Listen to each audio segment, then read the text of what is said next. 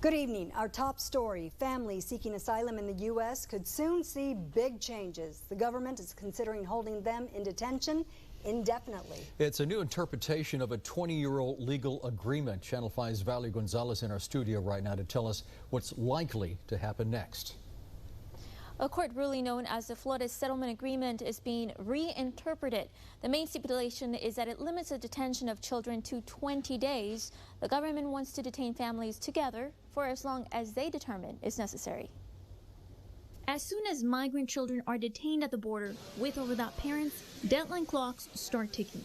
A legal agreement known as the Florida Settlement maintains that the government should release children after 20 days. The Department of Homeland Security says the 22-year-old agreement needs an update. While the Florida Settlement Agreement is operationally outdated and does not respond to the current immigration crisis, instead, they want to hold children and families in campus-like detention.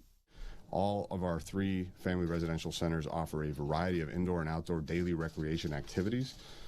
For children and adults, indoor activities offered include a variety of sports, group exercise classes, arts and crafts classes, movie nights, and even seasonal holiday-themed activities.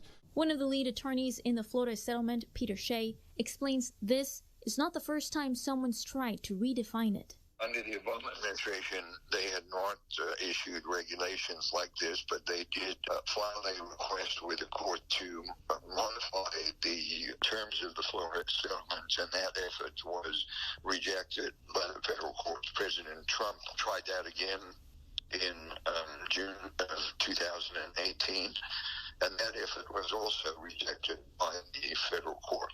The strategy is new. DHS created the final rule that they say previous administrations failed to do. This attempt to detain families together is in contrast to family separation. The government was ordered to stop the practice, but it continues. In the Valley, the Texas Civil Rights Project tracks it. We have interviewed over 690 separated families. In the last week, the numbers have gone down a little bit.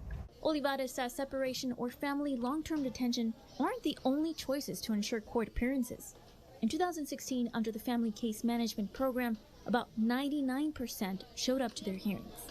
The court docket continues to swell, but if the changes go through, we could see a decrease of migrant families in the Valley.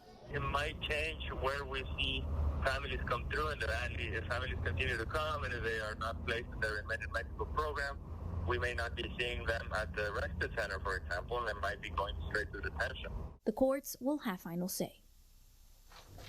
The final rule reinterpreting the Florida Settlement Agreement will be posted on the Federal Register Friday. It would go into effect 60 days after that unless the courts halt it. In the studio, Valerie Gonzalez, Channel 5 News at 6. Earlier this year, Customs and Border Protection acknowledged the limitations of their holding facilities.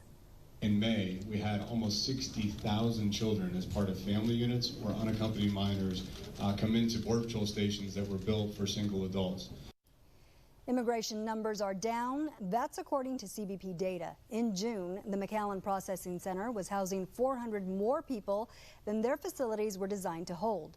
The new rules could take effect as early as late October. As Valerie mentioned, it would require children to stay with parents in licensed facilities or in ICE facilities that meet certain standards while parents wait for asylum hearings.